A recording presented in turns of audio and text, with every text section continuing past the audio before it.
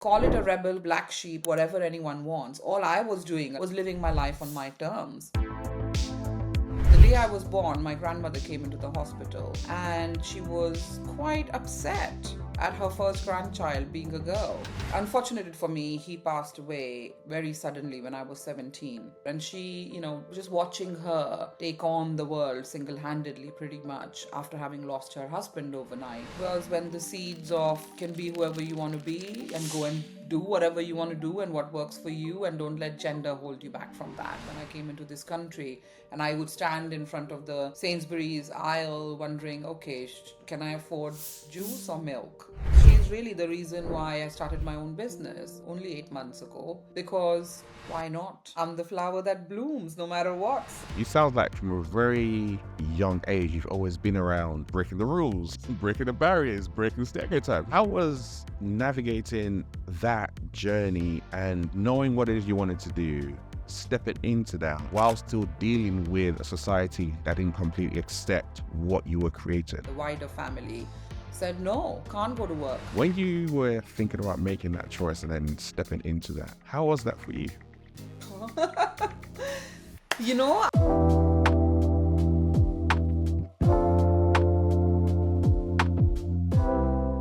welcome to another episode of Everyday Leadership. And today I have a friend in the building, someone who's had a very illustrious 25 plus year career in client retention, marketing, business development, in a number of so many sectors across the continent. And now she is a fellow at the Leadership Windsor Castle. She's a trustee, she's a board member. But you know what? I am going to use these 4 words to introduce her, which I know are very important to her. Female, ethnic minority, CEO and founder of patriarchal Global. I have Ritika Wadhwa in the building. How are you doing, Ritika? I'm doing great and even better for starting this day and morning in this conversation with you, Shoppe. That's an absolute pleasure. I know we wanted to do this for a while. And I guess as I jump in, why are those 4 words important to you? Female, ethnic minority, CEO, and founder of patriarchal Global. First of all, I've got to give you the accolades for making a big effort and getting it right. Both my name and my organization's name. And I am honored that you made the effort and you have actually really got it right, because I know I've made people's life difficult by calling the organization that. So I really appreciate that. Thank you. So female, yes, absolutely. I mean, female because I say female because I grew up in India, and what that meant from a gender perspective, what does patriarchy really mean is what I have faced and seen and felt firsthand. So female, ethnic minority slash global majority, right? Because what that means from when you move to another country where you become an ethnic minority. When I moved here 20 something years ago, that's what it was. Fortunately, now we say global majority. But the other aspect is immigrant. So the 4 words that I use is female, global majority, immigrant, and then CEO and founder. So those 3 parts of my identity are what they are. But to get that, to use all of that and get to the point of CEO and founder, I'm extremely proud. Hashtag immigrant to entrepreneur, right? And that's a journey. That's a journey because you come into this country and you come with no connections. You come here wanting to make a better life for yourself. And it's easier to work in organizations and have your pension and have your days off. And, first of all, I say easier, it's hard enough to get a job when you come in as an immigrant. But then let alone running a business, because we know what it's like to run a business. You have to have a network, you have to have your subject matter expertise, you've got to build the trust, people to believe in you. And so that's why the combination of my experiences to date is because of me being a female, because of me being a global majority, because of me being an immigrant. That's made me who I am today, CEO and founder of Prabhav Global. Love that. When you talk about growing up in India in a very patriarchal society, let alone a family, there's a story that I've heard you tell that your mum told you about your name that I think even from a very young age began to, in a sense, redefine how you saw things despite what your circumstances said around you. What was that story? But there's lots of stories. Should we go into stories? That's good stories. Come on. Let's go into stories. Yeah, I think let's start from the start. The narrative was really obviously as in that patriarchal sorry structure. The narrative was very much me being the first grandchild of the family. Lots of excitement all around. But the day I was born, my grandmother came into the hospital and she was quite upset at her first grandchild being a girl.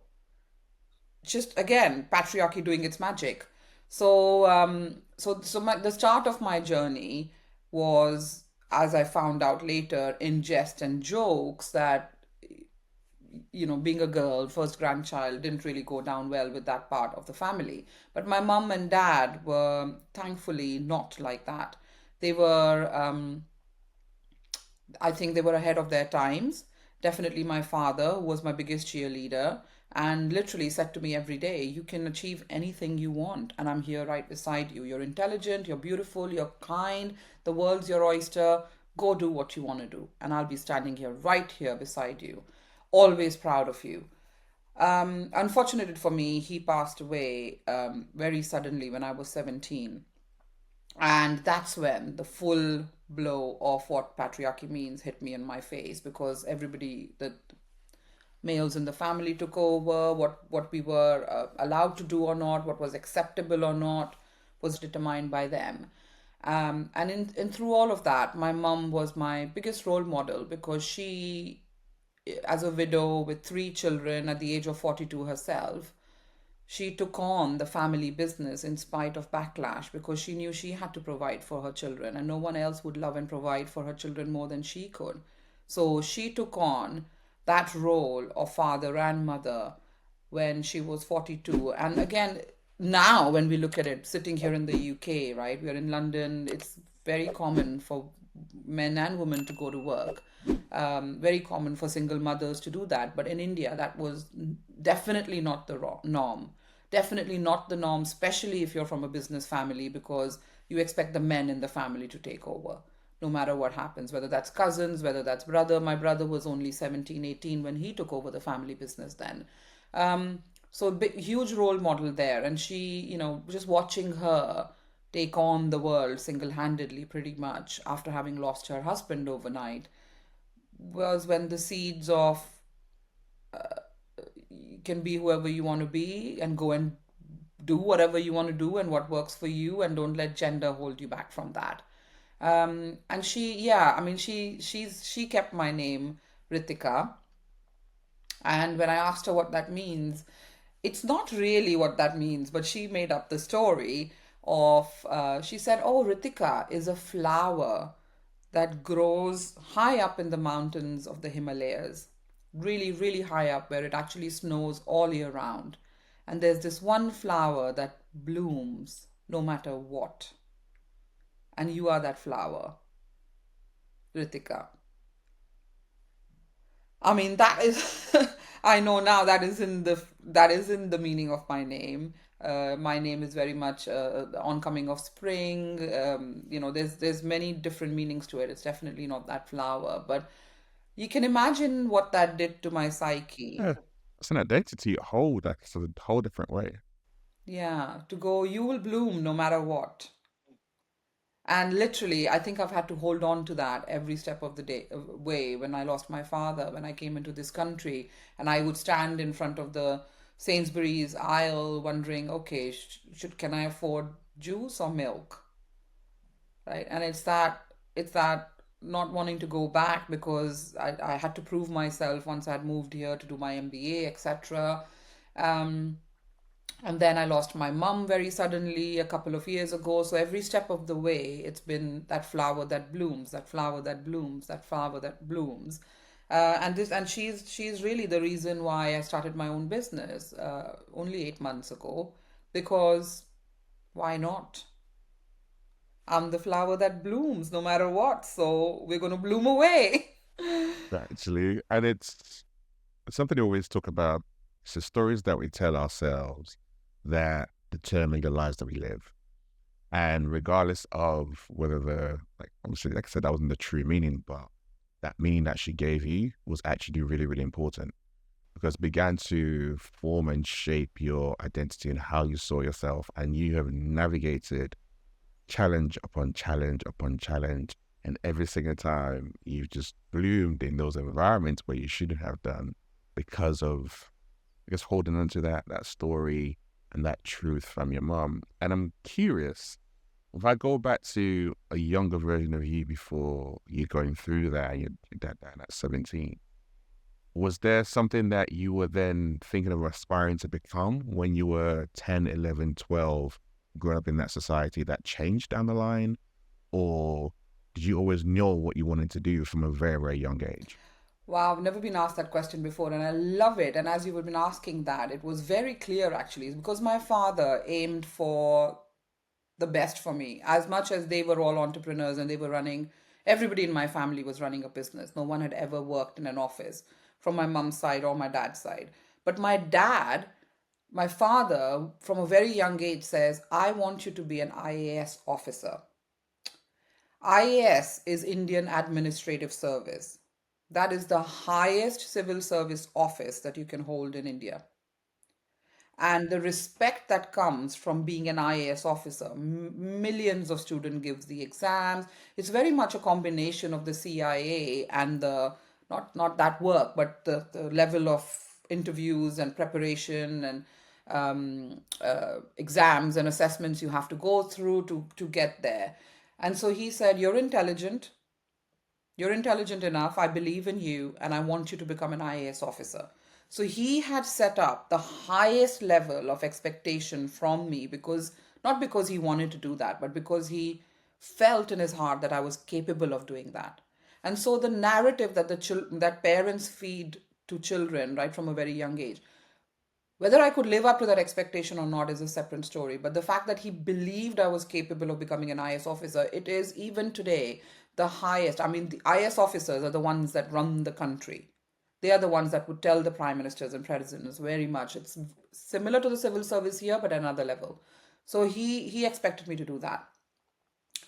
And then, as my dad and I kept talking over the years about it, at some point I went up to him and I said, actually, I want to um, give the exams for the IPS, which is the Indian Police Service, because I saw what I saw around me, the place for women in society.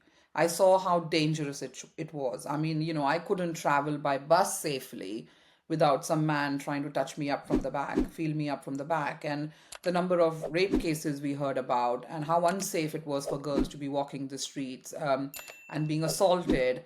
And at that point, I started following the woman who held the IPS position, Kiran Bedi, very well known in India. And she became my role model because she was the only police officer right at the top of the chain, really holding the agenda for safety for women, for women's rights, for making sure that there was systems in place to protect and support women in India, which was so much needed. And so I looked at that and I said, you know what, Dad, I'm going to do the IPS. So that was a narrative that went on till late in my teens, till he then, he passed away when I was 17, and things shook up drastically from there. And I sort of lost my way in what I wanted to do and what I wanted to become. And then from then on, it was very much because I saw my mom struggling. I realized how important finance and money is for our freedom. So it wasn't so much earning money, but what it bought. The idea that if I was being mistreated in a marriage, I could walk away. The idea that if someone did something wrong to me, I had the money to fight it, the money to actually travel the world and live my dream. So money became the center after my dad passed away and I saw my mom struggling. And so from that point until 8 months, not even, I would say, yeah, I would say 2, 3 years ago, that was the driving force for where my career went. Would you ever describe yourself as a rebel? Because when I listen to you talk about those two roles, and I think about what you said about the society that you're growing up in, that's a very different mindset and mentality to be like, no, this is what I want to go and do. This is what I'm going to become. Even after your dad died and you then even stepped into providing for the family and you started to work, even though you were told you're not allowed to work and everything else. It sounds like from a very young age, you've always been around breaking the rules, breaking the barriers, breaking stereotypes, which is not surprised what you do now. But how was navigating that journey and knowing what it is you wanted to do, stepping into that while still dealing with a society that didn't completely accept what you were creating? Yeah, I have thought about that really quite often actually. And so I we were so the context of that is that it was summer holidays. We were in Delhi where we went every summer with my mum and my brother and sister. It was the 2nd of May. We spoke to my dad on the phone at night and said, "Oh, we're going to come here in a couple of days. We're going to have a family vacation here." And that was that. And the next day we got a call to say he died in an accident.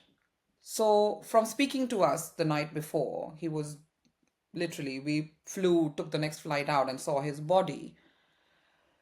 That changed everything for me because I thought, I went back home and I opened his cupboard and there was a shirt in his cupboard that was hanging with the rest of the hangers that I had bought for him with my first sort of money that I'd earned, whatever little that was, and I bought him this. It wasn't an expensive shirt. It was a shirt I bought from him from my money, and it was hanging in his cupboard.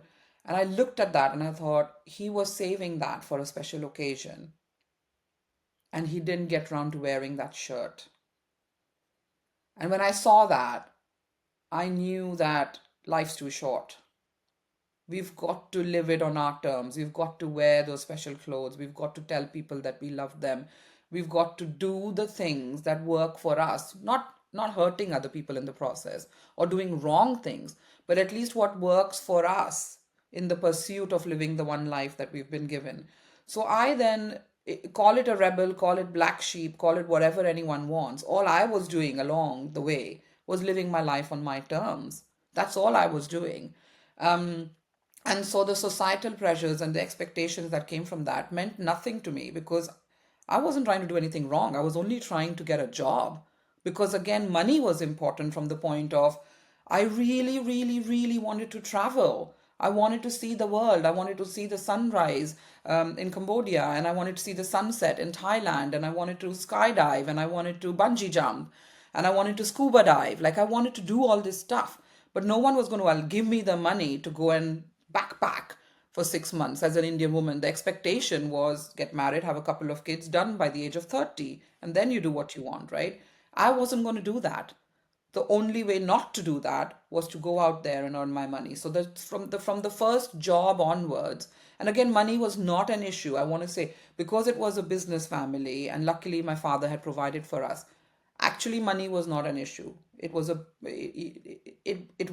that. It was my money, so that no one could stop me.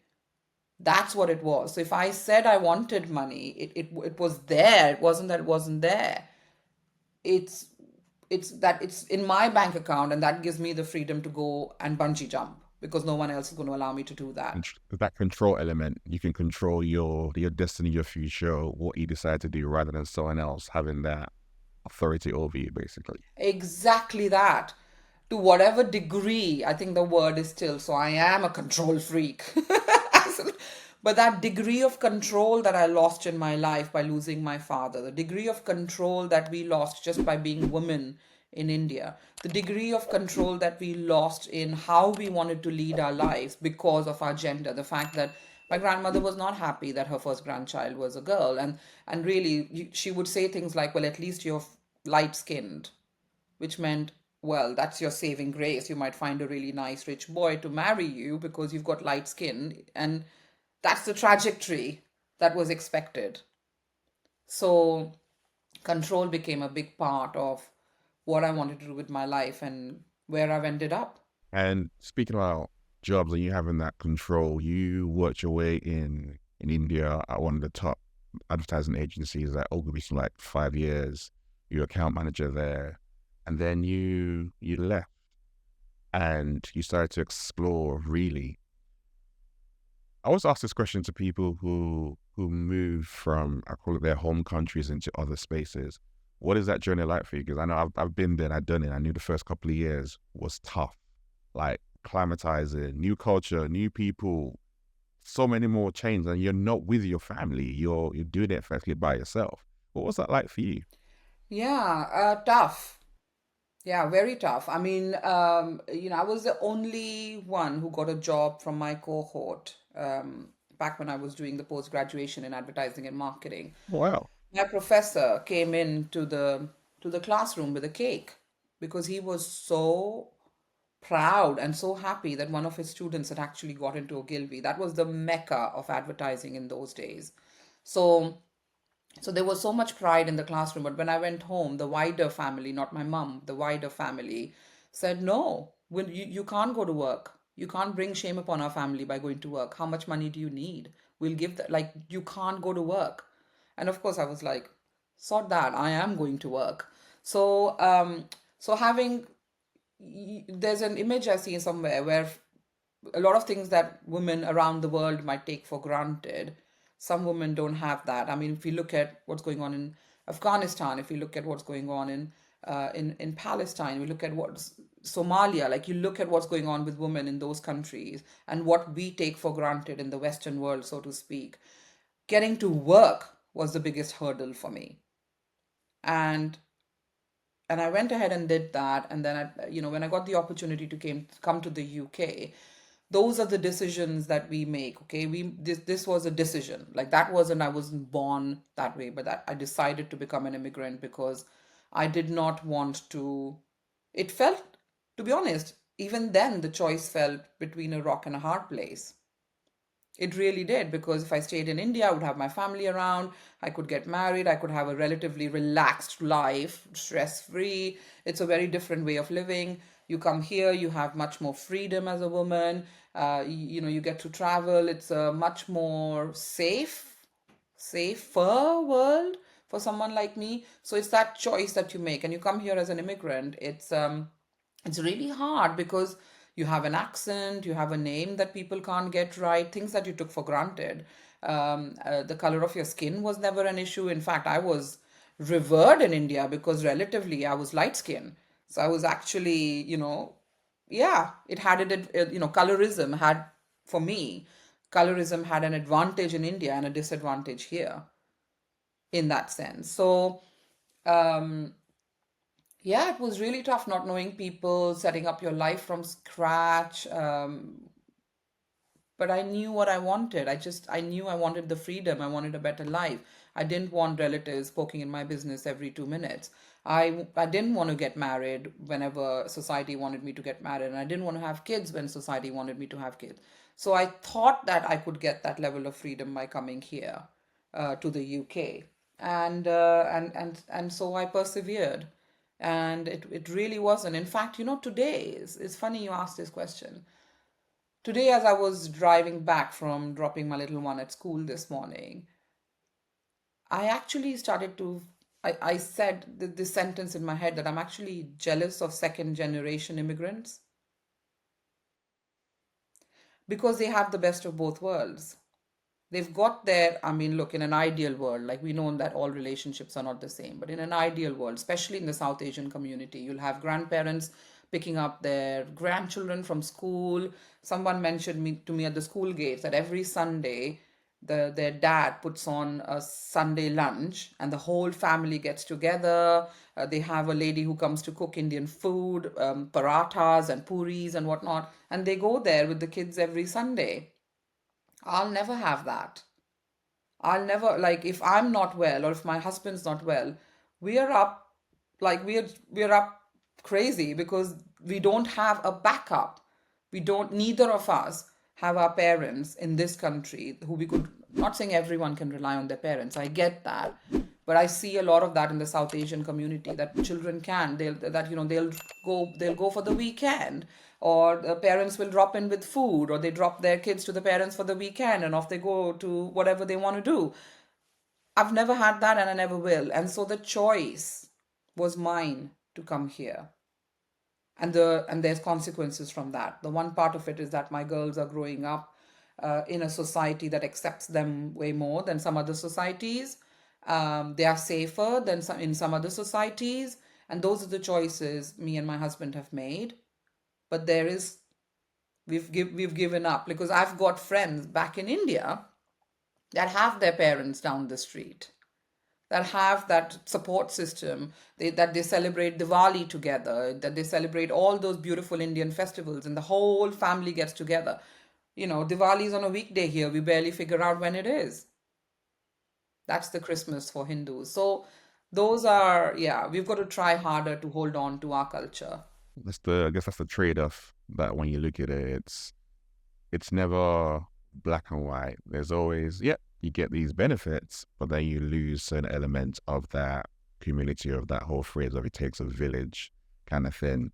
And I guess these are questions that I think a lot of times individuals and parents are always grappling with.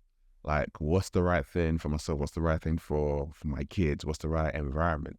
And there's never a perfect answer to that. But I think it's also, I always flip it all the way around sometimes. I also say, but it's also a sacrifice in a sense, because we know about the longer term of what we're trying to do, what we're trying to achieve. Because as much as, for example, look at, like you said, your kids don't actually have the grandparents around. But then if I look at the journey that you went through to actually build that life for them, so that they do have that freedom of choice and can think differently and everything else, it's such a powerful way to empower the next generation coming up. I mean, I've got two kids. So there are times when we have these conversations and I'm like, my son's trying to get a job right now. And his approach to getting a job frustrates living their lights out of me. Because I'm like, back in my day, I was doing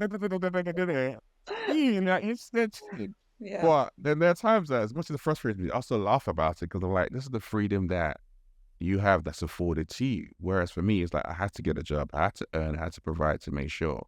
And when I look at your journey, you moving here from being at that top agency, your lecturer being so proud, giving you a cake, and then coming here and applying for similar jobs and not getting it, having 100 letters of rejection and not landing a job, and then finally landing something. That grit and that mentality is one that would never have come by if you never made those choices. And it's one that your kids get to get the benefit of the sacrifices that you made as well. We can only hope, right? We can only hope. But I mean, I was reading somewhere about generational changes, so to speak. So I mean, I came here, you're talking about that, the struggle, the working hard, the just getting on. Whereas I feel like a lot of that is handed on a platter to the next generation coming behind Yep. us. Do they really, what I struggle with a lot is, do they really, really value, do they have the values of hard work, determination, doing the right thing, keeping on going, not quitting, because it feels relatively easier. But that's not just us. I think that's a very generation to generation, we try to make lives easier. My grandfather actually was one of the people that, as a Sikh, when the partition happened in India, he was the one that migrated from Pakistan, now Pakistan, into India. So his journey, he was one of those millions that actually managed to live and cross the borders and come into India. And so that was him. Then they moved to Bombay, and my father was there, and then I went from Bombay to London, and then my so if I look at my grandfather's journey and his struggle compared to mine, it's nothing. And then mine compared to my children is not, so I think every generation we can only hope. I mean, I talk about generations. When I go back to India now, it is so amazing, because those same ladies who were our help at home, right? Because everybody has help in India. The ones who would cook and clean for us, They worked really hard and they sent their children to school. And those children have grown up now and become engineers. So at every level, at every generation, I mean, wow, when I go back home now, I see those same little kids of our help that are working in offices as engineers, and it just fills me with pride. Is it? And I guess that's how it should be, though, because when we talk about that trade-off, it's always the next generation should get better. Certain things should get easier for them so they live a very different life. But then it's also then how do you just ensure that it's not just getting better and getting easier, but they're also armed without going through our struggles with the mindset, mentality, resilience that they still need to be able to navigate the spaces that they're going to be operating in. Mm. So because that's still going to be crucial. It's just you don't have to go through my issues, but you need to find a way of still developing those core fundamental things that you need. Which I guess even when I look at some of the work that you talk about that cultural intelligence work, a lot of that comes from that. It's how are you navigating those spaces in a sense in a very intelligent, strategic kind of way from you as an individual, but then obviously from the corporate wide perspective as well. It's that duality that you have to play in both roles. Because obviously you do what you do right now with your company and you're an entrepreneur. You've had 25 years of, I want to say in a sense, illustriousness. That's the word. That's the word I'm going to use. Where you've managed to rise from finally landing a role to navigating different spaces and places each time, elevating in amazing companies to finally taking that leap and doing your own thing. What's been, when you look at your 25-year journey before becoming a CEO of your own organization, what would you say are some of your key highlights and lowlights from that journey for you? I think the highlight has always been the quick adaptability. So moving from India to UK, then moving back from UK to India, then moving from India to Canada, then moving from Canada to UK. It was constant adaptation to cultures, ways of doing things, and at every point in time, with every move, it was starting again. Because when you move from India to UK, you prove yourself. Moving back from UK to India wasn't that much of an issue somehow. Well, colonialism doing its thing. And then moving from India to Canada was again proving yourself, trying to find a job in a culture, a country where you didn't know any people, didn't have any connections. So it was always adapting, it was always not giving up and learning so much along the way about relationships, about cultures, about how corporates around the world really operate. And I did very different jobs in these various organizations and continents. Um, I don't know if it's a mix. I don't know if it's a low light, but all along I was never myself. Yeah, I was never truly who I was capable of being or who I could be because there was so much fitting in going on, so much fitting in, and every step of my corporate journey has been fitting in. And I'll tell you why, because even when that job at 𝐥𝐤𝐤, I was probably one of the only women on the floor. And in advertising, you work late hours. You had all the boys going out to the local bar, drinking till late in the night, and all the deals are again happening there. They're all building their bonds and connections. There's no way I could be hanging out at local bars at 2 a.m. in India. Oh my God, no.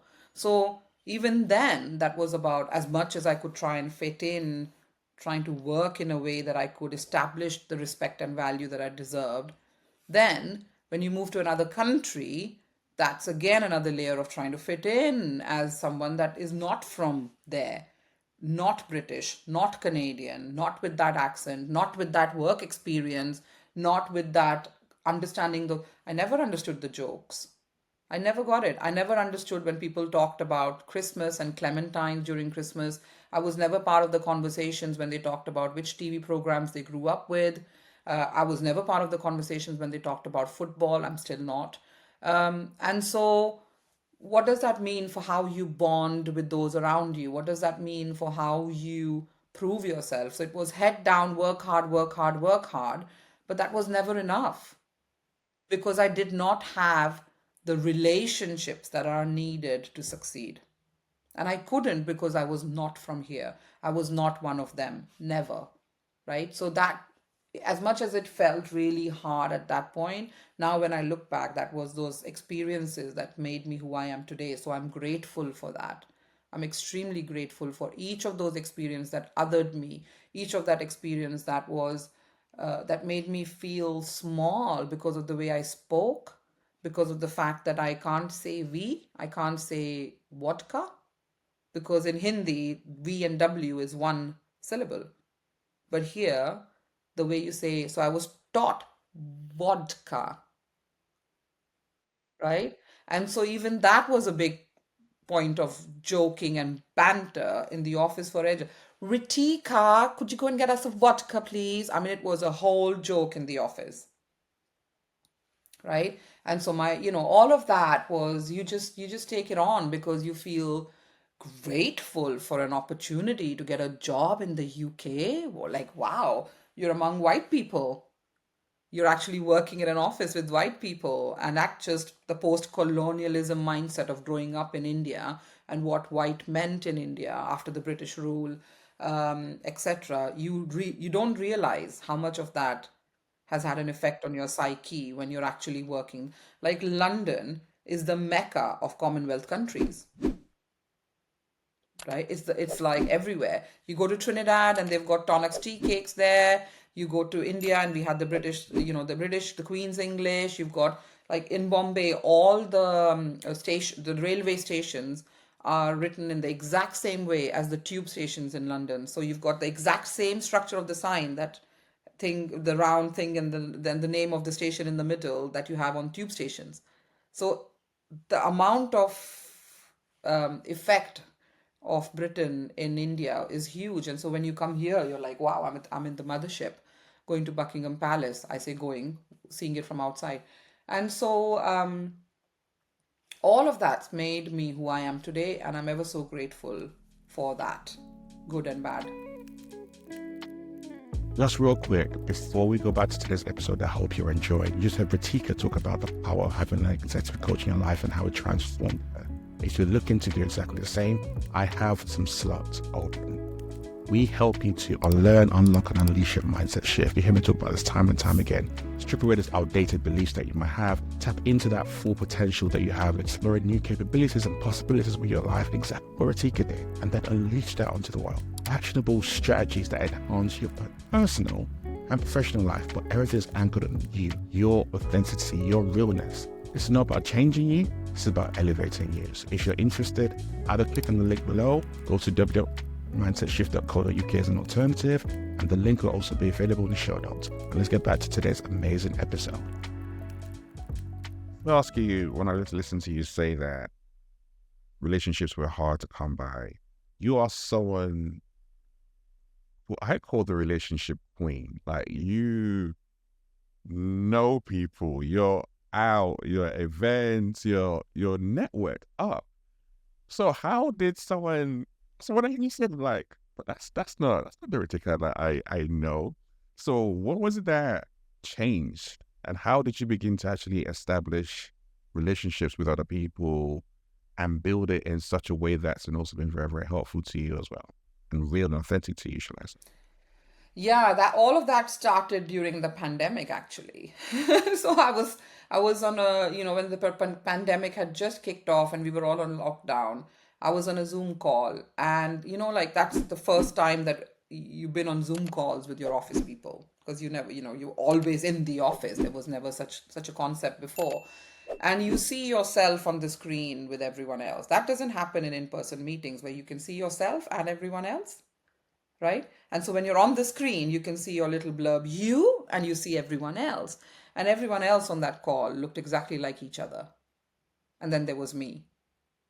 So that, I looked at that, and the way that call went and the way that meeting went, I, had little, my little one was only 2 at that point, and I was trying to manage that, and then the homeschooling for the older one, and then this call, and everything was going crazy. And I walked away from that call, and one thing I knew with absolute clarity is this is not what I want for the rest of my life. Nope. I don't know what I want, but that's not what I want. So if I've got 20 years of my working life ahead after having finished 25 or so, whatever that is at that point, this is not what I want. And I was like, okay, what do I do next? So having spoken to some really close friends, they recommended a coach. Yeah, you love that. So I went on a coaching journey for 6 months. It was intense. There were tears. There were all sorts of tests. There was all I my challenge to my coach, who was perfect for me. Perfect. I did lots of interviews for coaches, as in I interviewed a lot of coaches before I zeroed in. And actually, I wanted to work with a coach who understood my background, so someone who is possibly part of the global majority, but ultimately I found someone who was not, but someone who made me literally tear up in that first introduction call with the questions that she asked. And I knew that she was the one that would help me in finding a way through all of that. And so I worked very closely with her for 6 months. And my challenge to her was this, to say, help me find my passion, help me find a job or something within that passion, and help me not compromise to where I've reached right now in my career. So I'm not willing to go backwards at all. I'm not willing to go backwards. But I want to do something that's my passion, and you're going to have to find those transferable skills or whatever. Long story short, and I say long story, 6 months journey, short to the fact that diversity, equity, inclusion came out as my passion, because obviously, look at my lived experiences, right? From working in the corporate boardrooms, whether that's female, whether that's global majority, whether that's immigrant, whether that's whatever, that's where my eyes were lighting up. Any conversation around that is where my eyes were. And the other thing that drove me, and I told my coach, was I want to do something that has impact. Because if I'm going to leave my kids at home for 8 hours a day and go and do a job, it better count for something. So it has to be impactful, it has to be purpose driven. And so finding DEI, and then again going out to look for a job within that space when, George Floyd was murdered, it was rife at that point what was going on in this space. And I stumbled upon cultural intelligence. Luckily I had 3 4 job offers. I mean, wow, like I didn't have any experience, so to speak, but I had those job offers, and cultural intelligence was one of the job offers, and I took that on. And from that point is where those relationships and network changed, because I was so purpose driven for the first time in my working life. For the first time, I felt like this was more about the impact, about the legacy, about how I'm going to leave the world in a better place than the one that I walked into, for those that look like me, for those who are immigrants, for those who are women, those who are women of color. I want to use my experiences and make the world a better place for them. And when you're purpose driven, for a rebel like me, then nothing's coming in the way. The combination of, you're telling me I can't go to work, hell yes, I'm going to work. Now that I've gone to work and I've proved myself in those boardrooms, and add on the purpose of I'm leaving the world a better place for my girls and for everyone else coming behind me. Oh my God, that combination is fire. That fire in my belly for the last 3 years has not died down. It has gone even. And so, relationships and networking, you might call it that, but that has all been a part of who can I talk to that can help me make the world a better place? Who can I talk to? Who can I be with? What spaces do I need to be in rooms where these decisions are made, in places where these decisions are made, that, like walking into the House of Lords and you see like that is the room where the Queen sat in and decided India needs to be reformed. India needs to be civilized, and we're going to do that all those hundreds of years ago. Someone sat there and made that decision. I want to be in those decision rooms, changing the trajectory of what happens for people like myself in the near future. And so that network and relationships have come from that. And I just want to add, relationships and network. I was having this conversation with a dear friend yesterday, actually, about it. This isn't about I'll give you something, you give me something back in return. No, it's never about that. It's about I genuinely want to know what your challenge is. I genuinely want to know how what I'm offering can genuinely help you in in whatever you're trying to achieve. So when you come to it from that angle, I'm forever connecting people, forever trying um, to it's that whole, it's not just I can't do it alone. What I'm trying to achieve, I can't do it alone. We've all got to work together to do it. And wherever I can assist, wherever I can support, wherever I can use my voice to create that path to help someone along that way, that's what it's about. And that's how those relationships become friendships, because we talk about this work with honesty, with vulnerability, we support each other because of the kindness and the goodness in our heart. So it becomes easier. If someone's listening to you right now and they're saying, you know, Ritika, I have that fire burning inside of me as well, but I don't like going to networking events. I don't like going to awards. I'm an introvert, and therefore, does that mean that I'm going to struggle to really to connect with the right people? What would you say to some? Yes, you will. The honest and the matter, let's get it out. I could be wrong, challenge me. But I genuinely believe that if you're not there, you're missing out. And I say missing out because the fact of the matter is people do business with people they trust. People do business with people they like. And the more you are in those spaces, meeting the people and getting them to trust you, the more it becomes easier. And of course, if you are an introvert, I know it's not easy, but I have given this advice, and I have worked with people personally that have felt like that, where I'm saying, you know what, that fire in your belly, let's have clarity around that. What is that fire in your belly? And in order to achieve whatever it is that's driving that fire in your belly, what do you need to do? So when you go into these events, this is not you going into the events, this is your purpose going into that events. This is about you, like it's you, it's that goal that's kept right there, clear in front of you. And what is it that you need to do to get to that goal? If it isn't networking, if it isn't going to those awards, that's fine. But if you want to get there, how are you going to get there if you're not going to sit in whatever it is that's uncomfortable for you? Because this journey is not easy for anyone. I mean, it's not easy. And I've been there. I have been there several times in this country when I've not had the network, I've not had the confidence. And those that knew way lesser than me, those that were way less skilled than I was in those jobs, kept going ahead and ahead and ahead. And unfortunately, that's the way of the world. It's about, you know, it's about more than what we know. And the cultures that I come from, or some people come from, it's about head down, work hard, and the work will speak for itself. I don't think so. The work will not speak for itself. You have to speak for the work. And so, where are you willing to adapt? How far are you willing to go? That's your choice. It's completely your choice. But then if you miss out, that's your choice too. And I think there are times when people can sugarcoat it and walk around like, no, the reality is if you're going to step into this, you need to fully step into this. And that part of that means that you have to do things that feel uncomfortable, but you can do things that feel uncomfortable in an authentic way. So rather than thinking you have to talk to 100 people, it might be like, you know what, if I connect with 2 or 3, and that's okay, that's a good night. That's your style and your way of doing it, but at least you're out there in the mix of things, which is really, really important. And speaking of courage, you chose to go on your own for 8, 9 months now and create your organization. When you were thinking about making that choice and then stepping into that, how was that for you?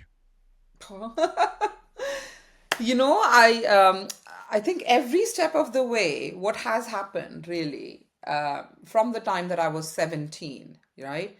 What's happened is I've always been clear about what I don't want. I've always got to a point. This is not what I want. I don't know what I want. This is not what I want. And I'm out, right? I don't want this marriage. I don't want this, as in marriage, arranged marriage in India and kids are this. I'm out. I don't want someone treated me like that. I'm out.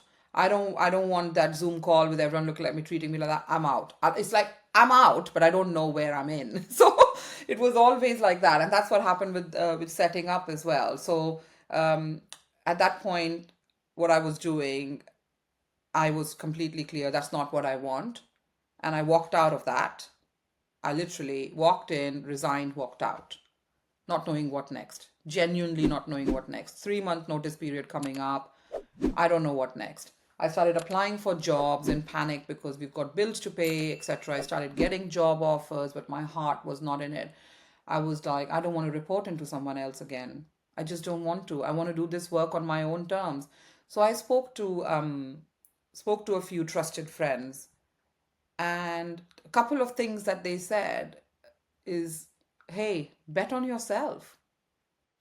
Just bet on yourself. That was the one thing that really I was like, I've been working so hard filling the coffers of corporates for so long, and I've been doing a damn good job of it. If I set up on myself and bet on myself, what are the chances that I won't do a good job?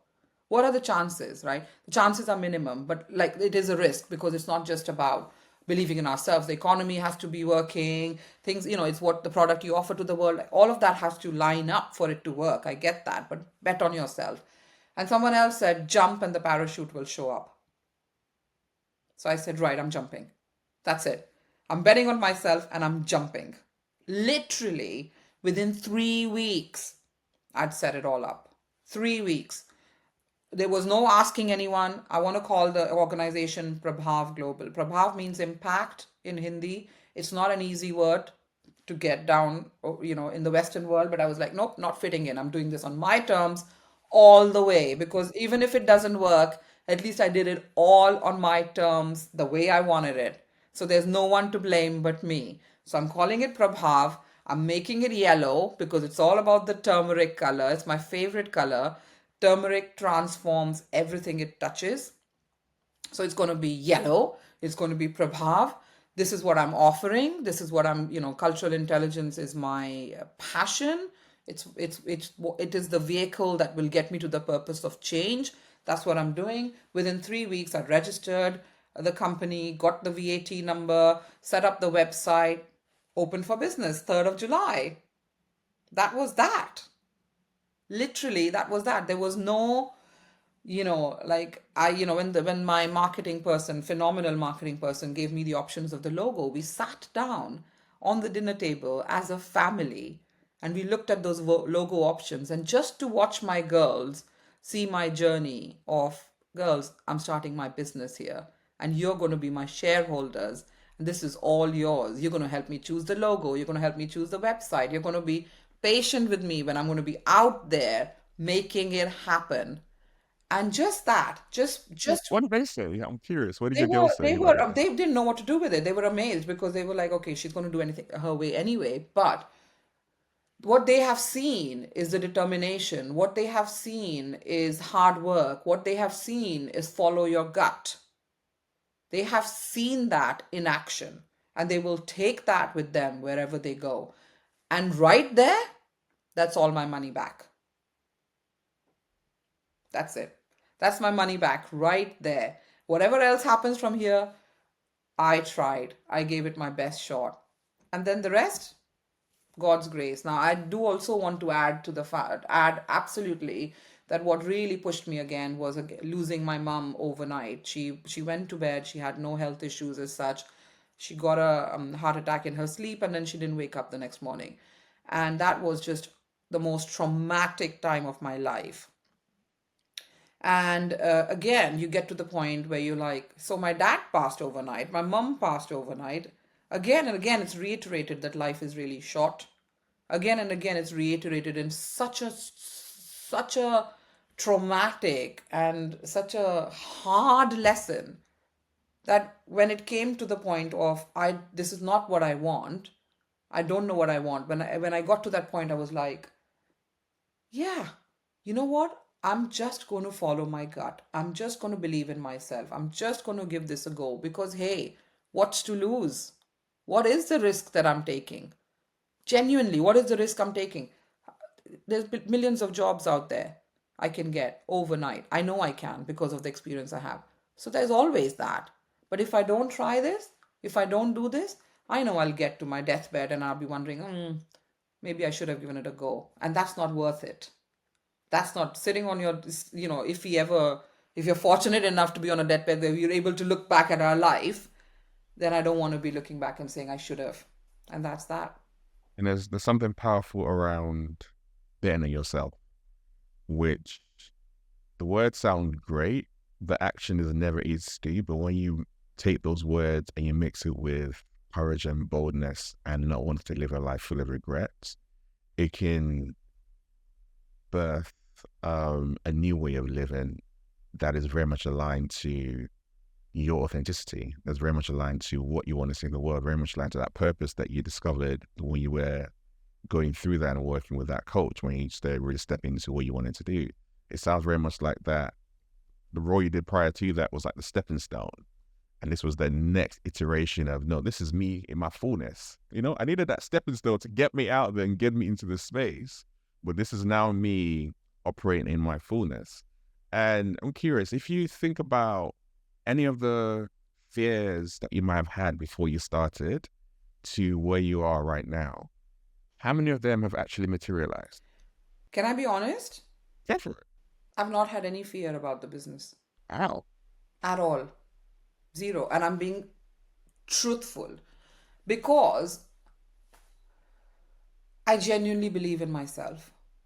I got to the point where I've had enough of trying to fit in and mask and, all of that. So a combination of genuinely believing in your full power is so freedom. What's the word? So what's the other word for it? When you believe, it's free. The freedom that comes from that is phenomenal.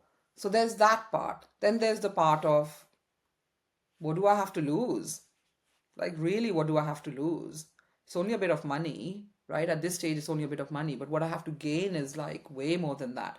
And last but not the least, I genuinely believe that since my mum passed away, there is an angel in the sky. That is just, it doesn't worry me. I know my kids are safe. I know my brother and sister are safe. I know that I am safe. There's an angel that's just taken us in her arms and she's got her hand. And the way things have worked out, she sends me a signal when I most need it. And she shows up in her own way when I most need it. And it has been, knock on wood, yeah.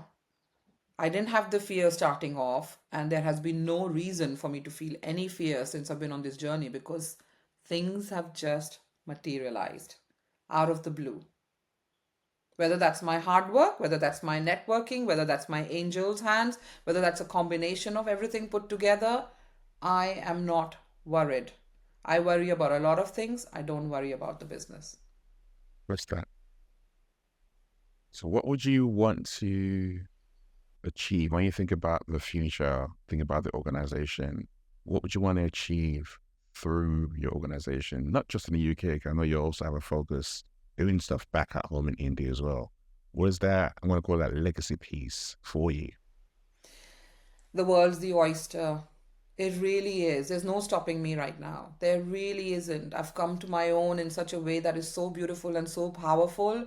I'm just open. I'm just open to any opportunities that come my way. But equally, vision wise, absolutely work closely with organizations that have employees and offices in India because I can really bring my best there. Having lived and worked half my life there, half my life here, how we use cultural intelligence to amalgamate that. I want to hire a beautiful team. I want to become a seven-figure big business. I want to really, at the core of it, get to as many organizations and senior leaders to drive impactful behavior change, to hold them accountable because we see what the system can do to us. We know what the system is doing to us, and how can we slowly change that system to make it a better place for those coming behind us. So that impact part, moving from intent to impact, sits at the core of what drives me to do everything else. And the more people I can reach, the better. And that's the vision, getting to organizations and people and everything else that comes after that. Because when I hear you say that, I go back to what you said earlier on when your dad talked about you working at the highest office and how that impacts the country. And then I listen to you talk right now, and the work you're doing is impacts in one way, shape, or form. You actually not only honoring your mom, who this came on only after her death, but you're also honoring your dad and that idea he instilled in you from a very young age, just doing it very, very differently and doing it globally rather than just in India, but in the UK and Europe and then on the continent as well, which is absolutely amazing to hear. And the legacy part, as you say, I mean, thanks for mentioning that. The legacy part is definitely, what is it that I can do for my own the country of birth? How can I add value in whichever way, wherever I am, to my roots. And the UK is definitely my wings, India is my roots. And so you're absolutely right. That impact that my father thought that I could have and believed that I could have, the impact that I want to have because of the legacy that I want to leave, all of that. And this is why, Prabhav, that is impact. That is impact. It goes beyond intent. It's the impact I have. It's the impact that those I'm in touch with have. It's the impact that then they go and have. So that impact multiplies itself with every conversation. And that's how we change the world. Question to you is, how do you define leadership? How do I define leadership? For me, it's authenticity. But the other quote that comes to mind, and I might struggle with getting it 100% right. In order to maximize, no, sorry, okay, I knew. In order to, no, maximize, we need to maximize the human experience in order to optimize human performance. Maximize the human experience in order to optimize human performance. In that quote sits the core of leadership. How, as leaders, are we maximizing the human experience for those around us? Whether that means us showing up with authenticity and the stress that we have, etc., whatever that might mean. How are we allowing for those spaces for people around us to be who they are, to live the one life that they want to live, so that we can then that is the only way we can optimize human performance.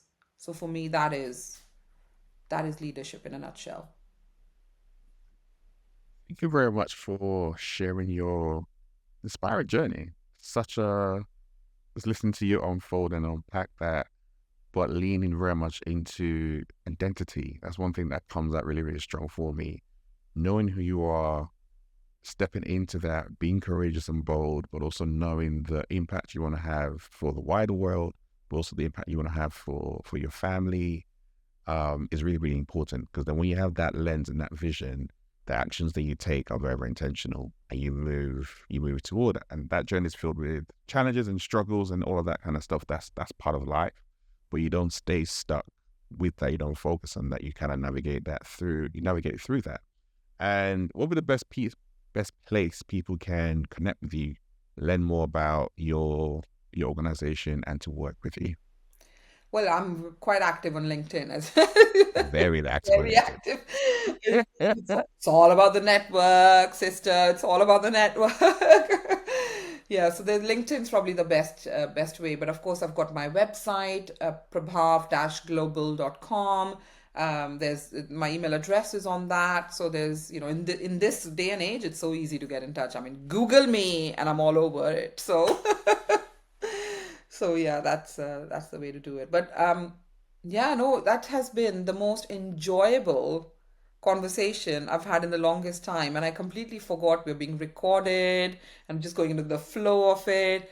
Your questions, you're holding space at the time that I needed you to. This wasn't in any which way planned. You didn't send me the questions in advance, and we have gone with the flow, and it has been a conversation that I will be sharing far and wide, not just professionally, but personally, because I know that my family and friends will want to hear it. And shared, I've genuinely shared with full honesty. And I thank you. I thank you for giving me the opportunity. I thank you for creating the space. And I thank you for your friendship. It's an absolute pleasure. Every time we get together, we always have fun. We always get real and get deep. There's no other way But out you're with so, you, right?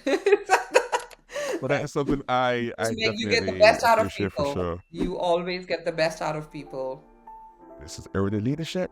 We'll see y'all next week.